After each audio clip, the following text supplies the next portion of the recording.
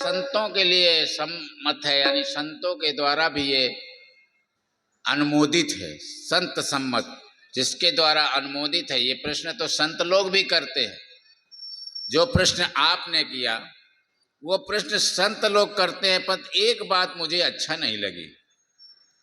शंकर जी ने पार्वती जी पूर्व जन्म की जो उनकी छाया पड़ी हुई है सती के रूप में, तो शंकर जी कहे यद्यपि मोह बस कहूँ भवानी, यद्यपि आपने ये मोह के पढ़ करके कहा है, पर ये बात अच्छी नहीं लगी। तुम जो कहा राम को आना, तुम जो कहती हो कि राम कोई दूसरा है क्या, बस ये अच्छी नहीं लगी। अभी तक भी तेरे मन का भ्रम ये नहीं गया, इसी भ्रम को दूर करूंगा। तो मैं कहता हूं, बिनु पद चले सुनई बिन काना, कर बिन करे क्रम विधनाना, आनन रहित सकल रस भोगी, बिन बानी बक्ता बड़ जोगी, तन बिन परस नयन बिन देखा, ग्रह ज्ञान बिन वास विसेखा, अस सब भात अलौकिक करनी, महिमा जासु जाय नहीं वर्णी, जे में इम गामई वेद बुध जाय धरय मुन ध्यान, सोई दशरथ सुत भगत हित कौशलपति भगवान। कहते हैं जो बिना पद बिन चले, बिन पद चले सुनाए बिन काना, आनन रहित सकल रस भोगी, बिन बानी बक्ता बड़ जोगी, ऐसा ब्रह्म ही राम है। गोस्वामी तुलसीदास ने लिखा है, मुनि धीर जोगी शब्द संतत, विमल मन जहि ध्यामहि, मुनि धीर जोगी सिद्ध संतत, विमल मन जहि ध्यामहि, सिद्ध संतत विमल मन जहि ध्यामहि, सोई राम व्यापक ब्रह्म भुवन, निकाय पति माया धनी, अवतरऊ अपने भगत हित, निज तंत्र नित रघुकुल मनि, अवतरऊ अपने भगत हित, निज तंत्र नित रघुकुल मनि। भगवान शंकर कहते हैं, ये देवी जिसका ध्यान निरंतर अम्लातना मृम्लामता मुनि लोग करते हैं, जो वेदों में बात बात वेदों ने जिसका निरूपण किया है, वही राम वही ब्रह्म अपने भक्तों के लिए साकार बन करके आता है। इस तरह से समझाते हुए राम के अवतार के कारण बताते हैं।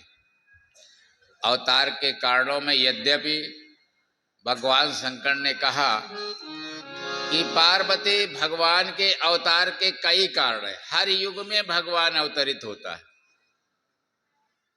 हर युग में भगवान का अवतार हुआ। सतयुग में भगवान हिरणाक्ष और हिरण्यकश्यप को मारने के लिए बाराह और नरसिंह रूप धारण किया। आप सभी जानते हैं कि ये दोनों भाई थे, हिरणाक्ष और हिरण्यकश्यप। हिरण्यकश्यप के पुत्र ही प्रहलाद थे।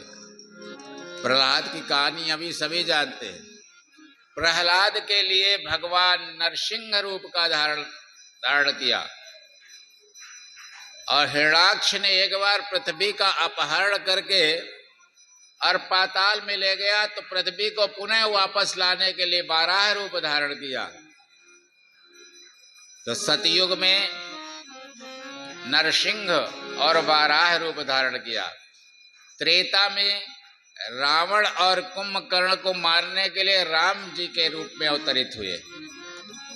द्वापर में दंतावक्र और शिशुपाल जैसे राक्षस को मारने के लिए भगवान कृष्ण के रूप में अवतरित हुए। अभी कलयुग में अवतार नहीं हुआ। कलयुग समयुग आन नहीं, जो नर कर विश्वास। लोग कहते हैं कलयुग की तरह का कोई युग नहीं है। ऐसा क्यों? कलयुग बड़ा ही सहज भक्ति का युग है।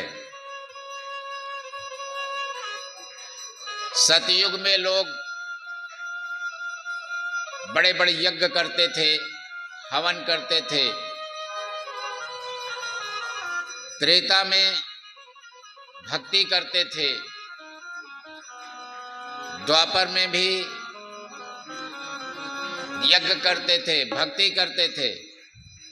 परंतु कलयुग में बहुत ही सहज है, केवल राम नाम का स्मरण करके लोग बाग भवसागर पार हो जाते हैं।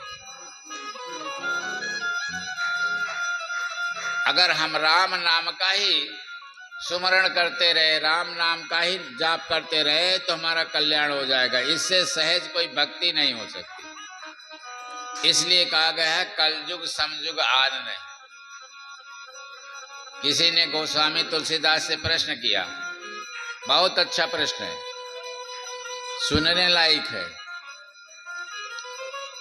बोले सतयुग में तो राक्षस थे, भगवान को अवतार लेना पड़ा।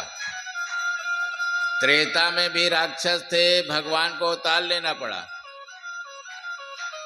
द्वापर में भी राक्षस थे, भगवान को अवतार लेना पड़ा। कलयुग में कोई राक्षस है नहीं, तो भगवान कैसे अवतार लेंगे?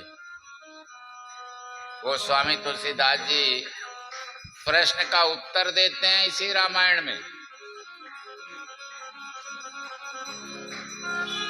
कहते हैं जब राम जी लंका विजय कर लिया, लंका विजय करने के बाद शांत बैठे थे, क्योंकि रावण जैसे आपताई को मार दिया, काम समाप्त हो गया।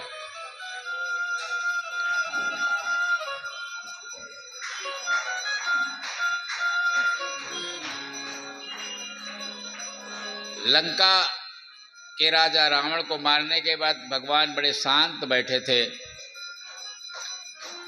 तो देवताओं ने सोचा इतना बड़ा हमारा काम किया है, हम चल करके इनकी स्तुति कर ले, प्रार्थना कर ले। तो देवता स्तुति के लिए भगवान के पास गए। अब जब देवता स्तुति के लिए गए तो देवताओं के झुंड में भगवान शंकर नहीं रहे। सब लोगों ने इधर उधर देखा कि भगवान शंकर नहीं दिखाई देते।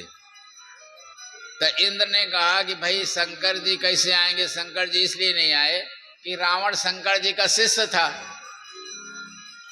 और किसी का शिष्य मारा गया है तो उसे सुख होगा कि दुख होगा? शिष्य पुत्र की तरह होता है। अगर किसी ने किसी को पुत्र को मार दिया तो सुखी होगा कि दुखी होगा? सबके समझ में देवताओं के आए कि जरूर भगवान शंकर को दुख हुआ होगा। तो सब लोगों ने भगवान की स्तुति की, और स्तुति करके जब चले गए तो भगवान शंकर भगवान के पास आए। भगवान शंकर भगवान के पास आकर के प्रश्न किया कि प्रभु आपने रावण को मार दिया। राम जी ने कहा बिल्कुल, क्या इसमें भी कोई शंका है? बोले रावण तो पहले भी होता रहा है और अभी भी हुआ है, आगे भी होगा। भगवान शंकर कहते हैं कैसे होगा आगे? तो आगे माने कलयुग का रावण बता रहे हैं। यहाँ पर भगवान शंकर कह रहे हैं कि रावण के पैदा होने का कारण क्या है। पुराणों में एक कथा आती है कि एक बार भगवान के दर्शन के लिए 4 संत, सनत कुमार, सनक, सनंदन, सनत कुमार, ये संत भगवान के दर्शन के लिए गए। तो जब भगवान के दर्शन के लिए बैकुंठ पहुंचे तो भगवान के द्वारपाल जय विजय खड़े थे। जय विजय ने संतों से कहा कि हमारा दर्शन करके चले जाओ, भगवान के दर्शन में क्या लाभ है, हम भी तो भगवान की तरह हैं। तो कहते हैं कि जो भगवान के इतना निकट है उसको इतना अहंकार आ गया कि मैं भगवान की तरह हूं।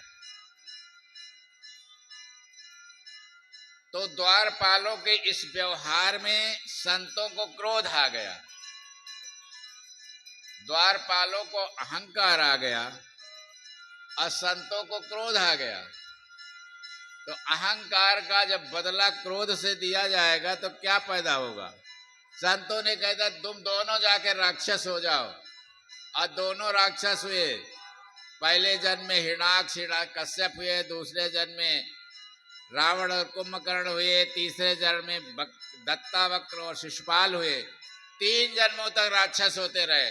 केवल उनका अहंकार और संतों का क्रोध।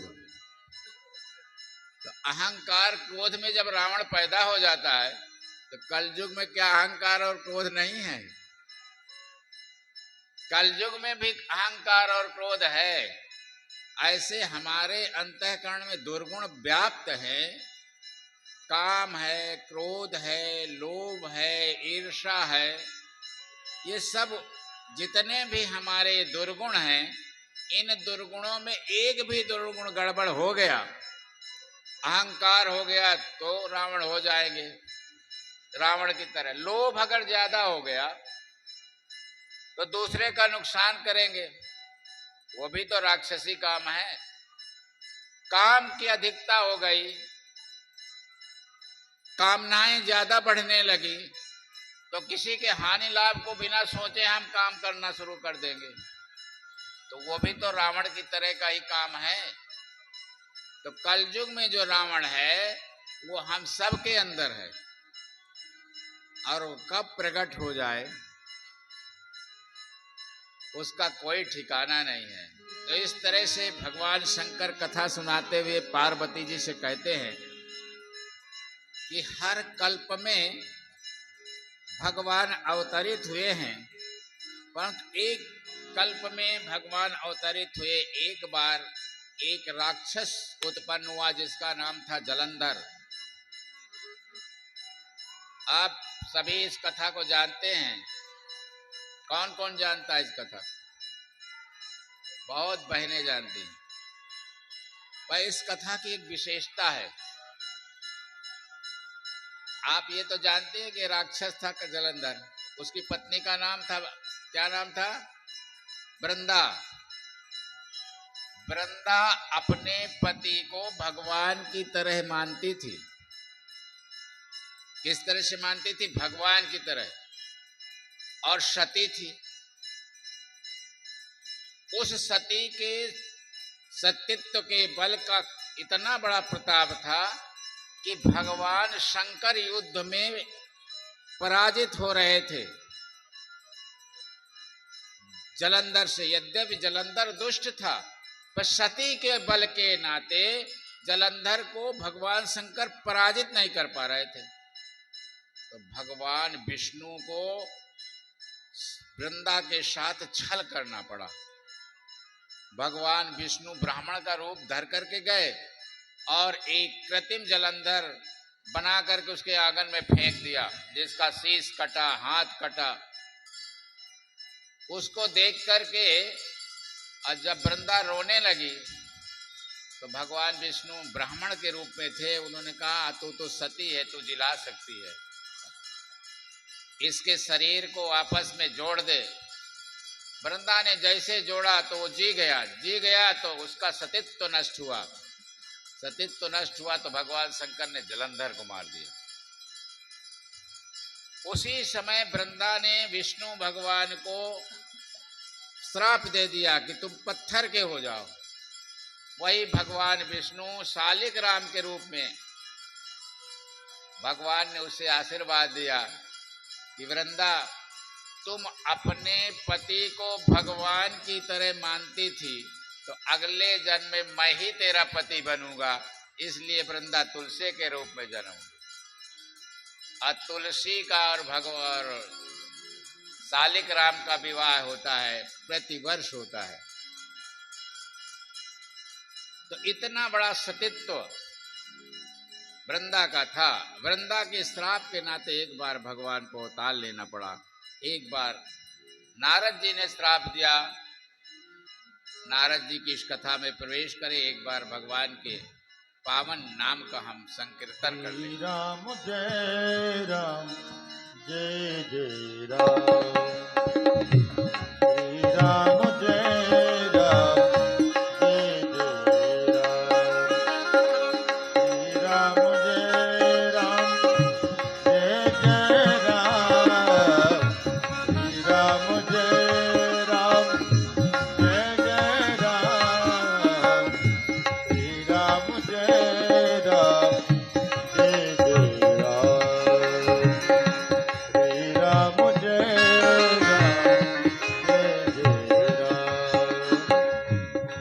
राम जय राम जय जय राम श्री राम जय राम जय जय राम श्री राम जय राम जय जय राम ओ जय रघुनंदन जय सिया राम श्री राम जय राम जय जय राम। कल भी मैंने नारद जी की कहानी सुनाई थी, क्योंकि नारद जी के बिना कथा आगे बढ़ती ही नहीं। नारद जी एक ऐसा संत थे कि उनको श्राप था कि वो कहीं 2 घड़ी से ज्यादा एक जगह नहीं रुक सकते थे। 2 घड़ी से ज्यादा एक जगह रुकने का उनको श्राप था। श्राप किसने दिया था? सती के पिता दक्ष ने। दक्ष ने इसलिए श्राप दिया था कि दक्ष के जो पुत्र होते थे तो नारद जाकर के उनको बरकला करके ले जाते थे और साधु बना देते थे।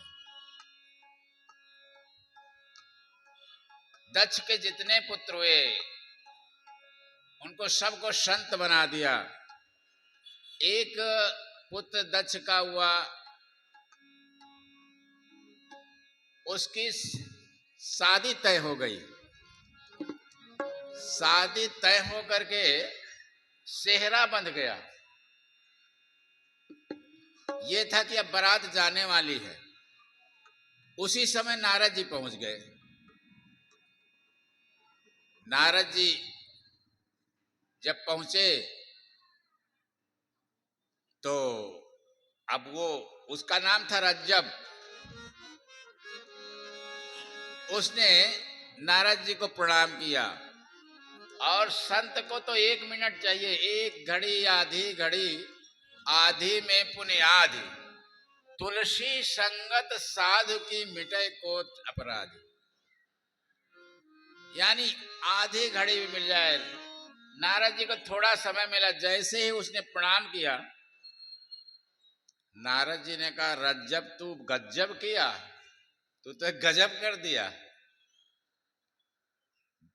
धरे शीश पर मोर, रज्जब तू गज्जब किया, धरे शीश पर मोर। राम मिलन को चल रहे, किया नरक का ठौर। तुम्हें राम मिलन को जाना चाहिए, तो नरक का ठौर ढूंढ रहा है। तो सेहरा उतार के रज्जब रख दिया और चला गया साधु बन करके। माने 2 मिनट में इतनी शक्ति थी नारद जी में, 2 मिनट में साधु बना दिया। शादी के लिए जा रहा था, साधु बन गया। दक्ष बहुत नाराज हुआ। दक्ष ने वहीं पर श्राप दिया नारद को कि नारद, तू 2 घड़ी से ज्यादा कहीं रुक नहीं सकता, क्योंकि रुकेगा तो सब पूरा संसार साधु हो जाएगा। साधु कुछ ऐसे भी संत होते हैं, हमें तो मिलते रहते हैं। बड़े बड़े संत महंत, बड़ी बड़ी जटाएं रखे हुए, बड़ा बड़ा त्यागी तपस्वी, यद्यपि उनके साधना में कोई कमी नहीं होती है, परंतु वो कहते हैं ये हम विरक्त हैं और ये गृहस्थ है। ये गृहस्थ हैं, विरक्त हैं। उनको एक अहंकार रहता है, अपनी विरक्ति का अहंकार रहता है, अपने संतत्व का अहंकार रहता है। एक दफे हमने कहा क्यों तुम गृहस्थों की बुराई करते रहते हो, हमारी यहाँ के ही हो। हमने कहा क्यों गृहस्थों की बुराई करते रहते हो? बोले गृहस्थों में हमें तो अंतर है ये। हम कहा अगर गृहस्थ नहीं होते तो संत कहां से होते?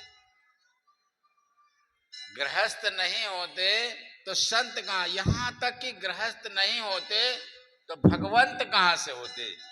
संत की तो बात छोड़ो, अगर महाराज दशरथ कौशल्या नहीं होती तो राम को कौन लाता? देवकी और वसुदेव नहीं होते तो कृष्ण को कौन लाता? तब जाकर के उनके मन शांत हुए वो। तो ऐसा भी होता है संत को। नारद जी की बात कहते हुए भगवान शंकर पार्वती को सुनाते हैं कि नारद श्राप दीन एक बारा, नारद श्राप दीन एक बारा, कलप एक जहि लगी अवतार कलप एक जहि लगे अवतार, नारद श्राप।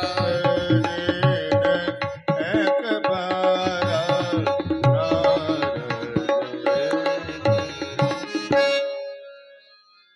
पार्वती जी ने जैसे सुना शंकर जी के मुंह से तो नारद श्राप दीनी एक बारा, नारद जी ने एक बार भगवान को श्राप दिया। पार्वती जी आश्चर्यचकित हो गई कि नारद जी की शिष्या थी पार्वती जी। पार्वती जी तो ने कहा था कि तजौ न नारद कर उपदेशु, आप कहें सदबार महेशु। मैं अपने गुरु नारद का के वचन को छोड़ नहीं सकती, भले ही भगवान शंकर आकर के मना करे तब भी नहीं। इतना नारद जी पर उनको विश्वास था। परंतु जब भगवान शंकर के मुंह से सुना कि शंकर नारद जी ने भगवान को श्राप दिया तो उनके मन में बहुत कौतूहल हो गया कि मेरे गुरु को इससे कौन सी आवश्यकता पड़ गई। गिरजा चकित भई सुनवानी, नारद विष्णु भक्त पुन ज्ञानी, कारण कौनन श्राप मुन दीना, का अपराध रमापति कीना। कौन सा कारण है जो नारद जी को श्राप देना पड़ा, ये कथा जरूर बताइए। गिरजा पार्वती के हृदय में बड़ी जिज्ञासा हुई कि ये कथा जरूर सुननी चाहिए, मेरे गुरु से संबंधित है। मेरे गुरु ने क्यों श्राप दिया भगवान को? तो भगवान शंकर सुनाते हैं कि यद्यपि नारद जी को तो 2 घड़ी से ज्यादा रुकने का कहीं श्राप था, नहीं रुक सकते थे। तो एक बार कैलाश की तलहटी में, कैलाश बड़ा पवित्र जगह था जहां भगवान शंकर स्वयं तपस्या करते हो, कितना पवित्र होगा। उसकी तलहटी में घूम रहे थे तो एक गुफा दिखाई दी, हिमगिर गुहा, एक अति पावन, बहुत ही सुंदर गुफा, बहुत पावन, अति पावन। नारद को लगा उसके साथ एक गंगा जी किनारे से बह रही थी, बड़ा सौम्य जगह थी, बड़ी सुरम्य। उनको लगा यहां भजन किया जाए। तो जब भजन कोई करता है तो श्राप भी थोड़ी देर के लिए दूर हो जाता है। जैसे ही बैठे और राम के ध्यान में मग्न हुए तो जो श्राप था थोड़ा दूर हो गया। और फिर ध्यान में इतने दिन बैठे रहे, इतने दिन बैठे रहे, इतना तपस्या किया, इतना तपस्या किया कि इंद्र का सिंहासन डुलने लगा। इंद्र का सिंहासन डुलने लगा। उसको लगा अरे क्या हो रहा है। पता लगा कि नारद जी तपस्या में बैठे हुए हैं। तो जो बड़े अच्छे सिंहासन में बैठते हैं ना, बड़ी ऊंचाई में बैठते हैं, बड़े पदों में बैठते हैं, वो कमजोर बहुत होते हैं।